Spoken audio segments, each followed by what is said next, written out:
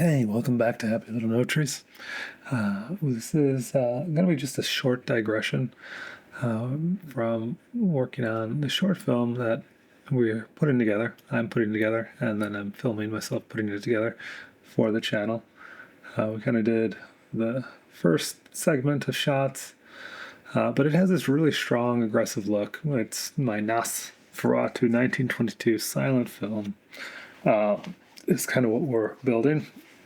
So we were to just jump over into the color page, and you can see what we have going on here. It's using the LUT because it's this film emulation that bridged into both Fusion and then was made in all these parts and pieces and styled and then exported out as a LUT. That LUT is available. There will be a link in the video description if you want to try this out, because, and you might want to, because these LUTs are phenomenal, maybe, I don't know, in terms of how strong of a look they are. So that's twilight, this is nighttime, and then this is obviously it's supposed to be daytime, but because of how we shot it, we were shooting it with the twilight show LUT version, which those are available at a bit more of a steeper price if you want a show LUT version of this custom set for your camera. Just reach out. But what I think you'll find intriguing is if you look at this image and ask yourself, what do you see? And you see a lot of things, right? But namely, one of the things is that toy right dead center. And I put that toy right dead center for this express reason, to be able to say, even if during the scene the damage it's going to look like this completely with the film grain and everything, so gritty, all get out and dirty. So we're going to just turn off the dirtiness. Dirty, not like that, but just turn off those three nodes, and now it's just a clean image with the color rotations.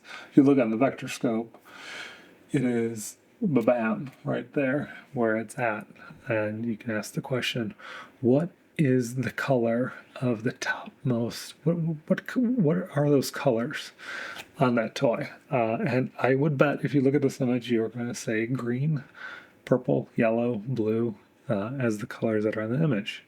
We're going to hop over to the edit page, and you're right, those are the colors. They are green, blue, and yellow, and all those primary based colors. And we're going to just bring in an adjustment layer so it's not affected by our skedaddle. Right there. So you got that adjustment layer. And we're going to go over into effects, and I might make this available. Let me know in the comments if this effect should be made available, but it pretty much just is a 4-point spot checker, and very simply put, it allows us to go and ask the question, what are the color of those raspberries down there? What is the color of her shirt right down there? We can drag this one over and put it right on this green guy right here.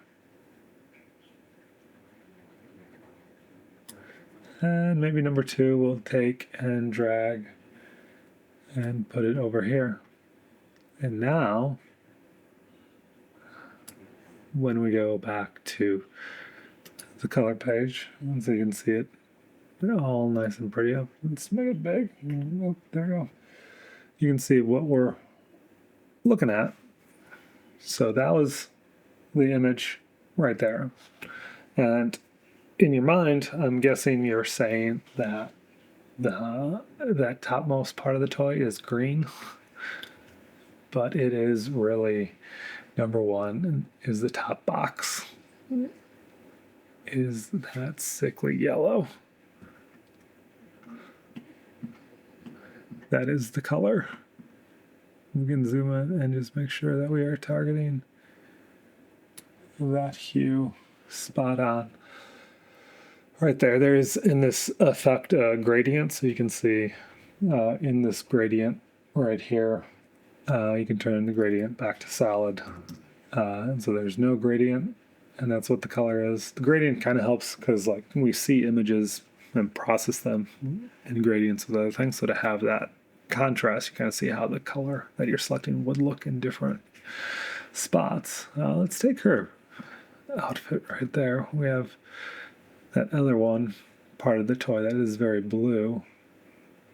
And you can see if we select down on it, those are the colors on that toy, and the raspberries down at the bottom. Which, you turn that off, and you stare at it, and you look at it. Would you say that that is green? Or would you say that that is whatever that color is? And my guess is you would not say it is this off-putting yellow hue. What is number 2 spotting on? Oh, it's spotting on. Number 2 is on that purple guy down there. This is yellow, obviously. The yellow isn't even that pure of yellow. Like, if you go look at that, that's the yellow.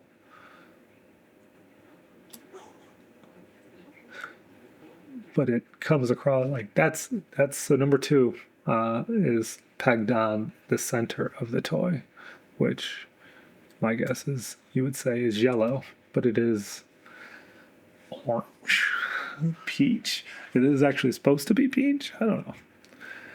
But yeah, this look is fascinating with what it does to color and playing around with monochromatic looks. And how we perceive color, because I don't think I would have picked any of those as green in that context.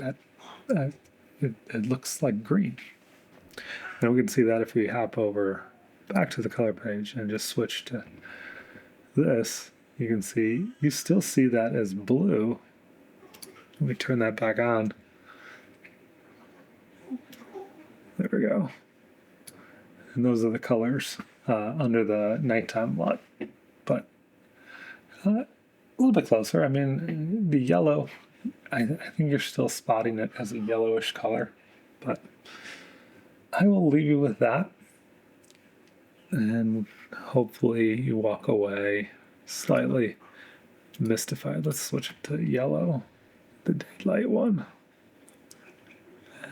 I like. Well, this was shot for Twilight, so I'll switch to Twilight.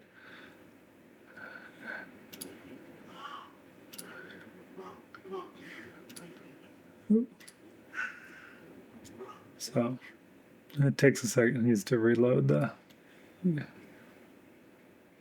rescan it.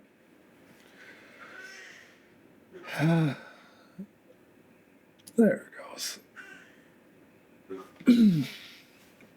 Anyways, until next time. Oh, we can see that cup of Mickey Mouse looks like it should be green. It's not. It's the same green. What you're seeing as green is about the same as that green down here on Mickey Mouse. Even that white, what you're seeing as white and perceiving as white, is like this peach. But as you look at the image long enough, it'll start to, this peach, your brain gain regulates peach to be white because you are like, that should be white. And what part of it is kind of looking at, yeah, it's fascinating. Anyways, I gotta go. Baby's crying. Till next time. If you want to get to LUTs, there's a link in the description. Happy little no trees.